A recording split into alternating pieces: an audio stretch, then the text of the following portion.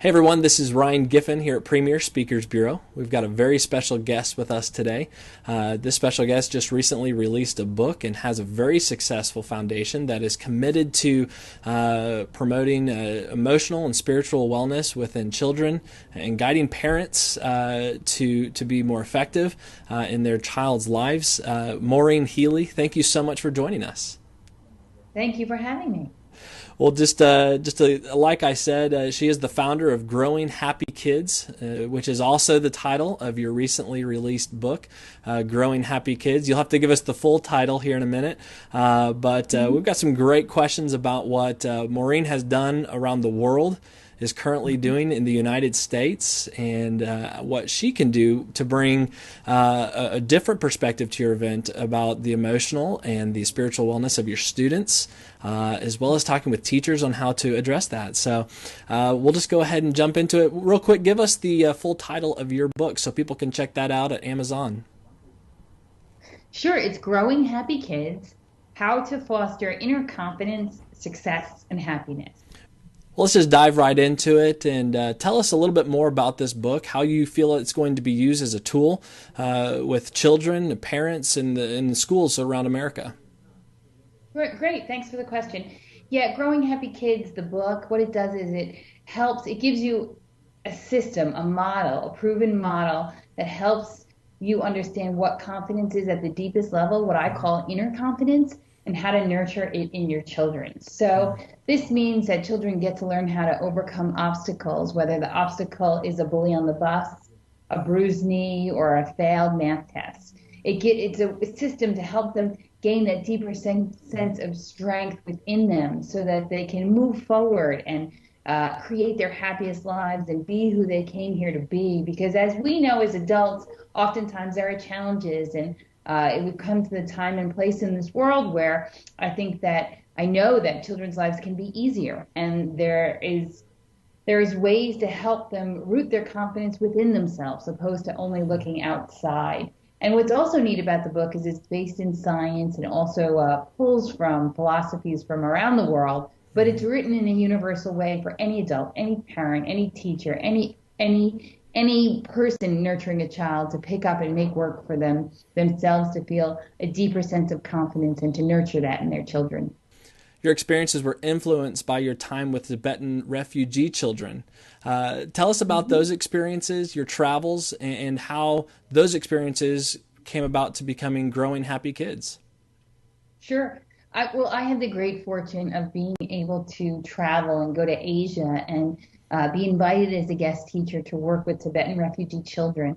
So I was, when I got that invitation, I was working in the United States with children, and I wanted to see it from a different perspective as well. How do these people living at the base of the Himalayas, the Tibetans who are exiled from their country, who have inconsistent electricity, who have very little, why are they happy? What is it in them that enables them to persevere and overcome obstacles? And how do they raise their children? And how do they plant the seeds of that deeper type of strength in their kids? So I went there and I got to study with incredible people, and I got to contribute to their preschool there, and I got to be part of their community for 4 months. And by being with those people, I was not only able to know something from an academic perspective, but to experience it and to learn it and to really understand how to cultivate the deeper sense of confidence and the connection between confidence and happiness at a deeper level. And when I got back to the US,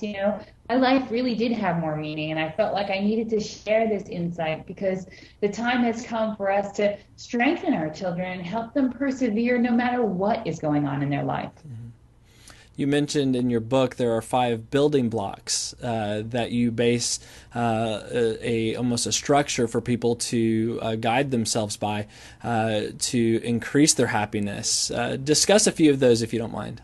Sure. It's called the 5 building blocks of confidence, and it's a system that is presented in this book, and I've been using it for a very long time, and it is based in science. It begins with again, the 5 building blocks. The first block is biology. So a child's brain and body must be working with them to create positive emotional health. The second block is beliefs. The third block is emotions. The fourth is social, and by social we mean feedback systems in a child's life, to have regular systems and ways of nurturing that deeper sense of confidence. And the last is spiritual. So blocks 1 to 4 are required for inner confidence, to have physical health, to be thinking the thoughts that you are great inside and that you root your confidence on the inside versus outside, to feel that deeper sense of confidence, and to have regular ways that you're reminded of that deeper sense of confidence, as well as a child begins speaking to themselves, having positive self-talk.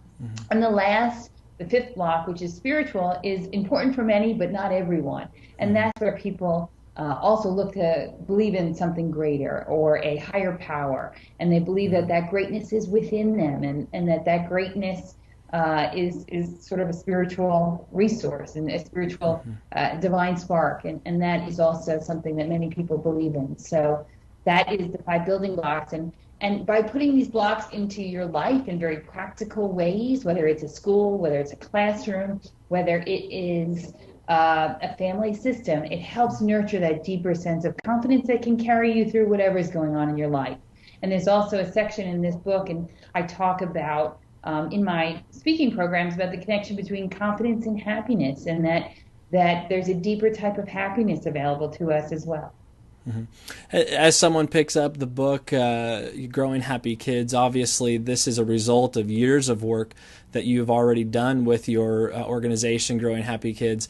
What is it that you're doing in America as well as across the world with this foundation to help better the lives of children?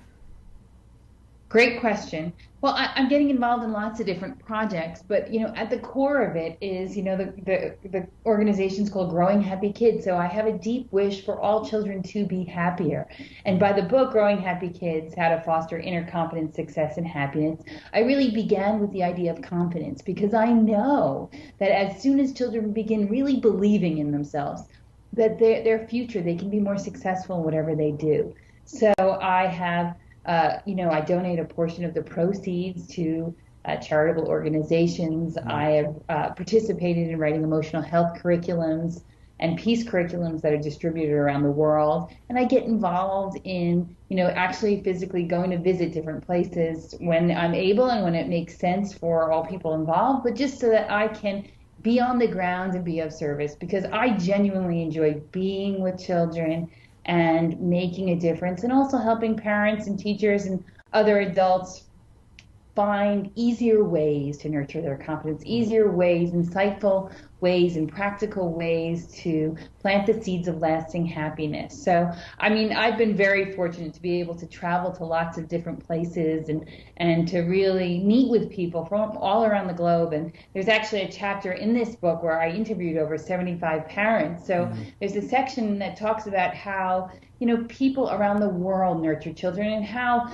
developing inner confidence is the same ideas no matter where you live. So it begins there, and that's why I decided that this book was an essential book to begin with. To give an idea of the areas that you can cover, obviously Growing Happy Kids is what your work has been dedicated to and your life has been dedicated to, but you do have other areas that you can talk to educators and to students about, one being bullying. Talk to us what your philosophy is and your action points are for teachers, how to address bullying, as well as for students how to learn to become bully-proof. Right. Great question. This book talks about inner confidence and resilience. And a lot of the work that I've done with educators and teachers, besides creating emotional health curriculums, has been helping them. How do you create an environment? How do you create a space for the child, for the school system, for the classroom, for their lives, so that they develop that deeper strength, and that also that an environment, so that they develop that deeper strength. They have the skills in case they were in a situation where there was a bully. They can know how to navigate that, as well as to create a space where bullies don't flourish. There are certain key things we found out through research and certain quote-unquote pieces of the puzzle with the bullying epidemic in the United States that, if we take them away, bullying doesn't flourish. So it's a matter of working together. It's a matter of being proactive and not just reactive.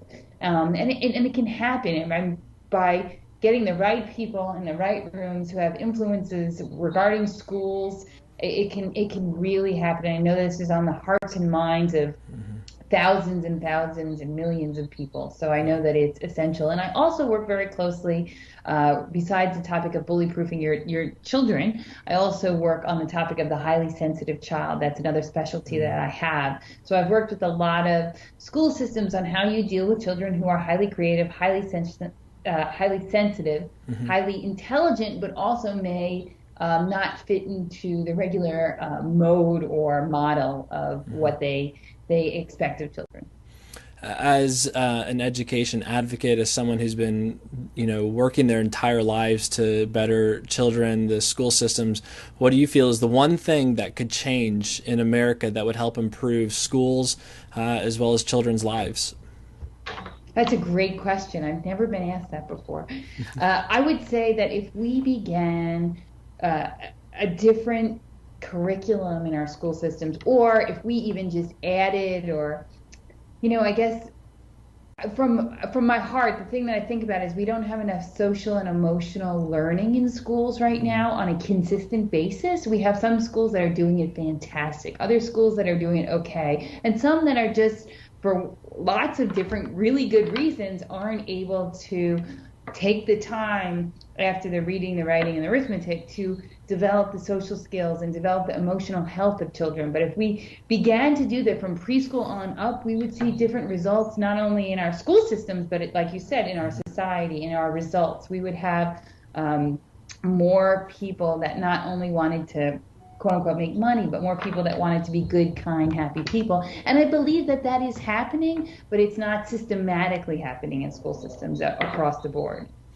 Well, you've heard it from Maureen. She has some amazing ways to bring change to your schools, to help your teachers focus on developing happiness within your students' lives, as well as for parents to be aware and to be knowledgeable of how to produce and how to have happy kids, growing happy kids, if you will.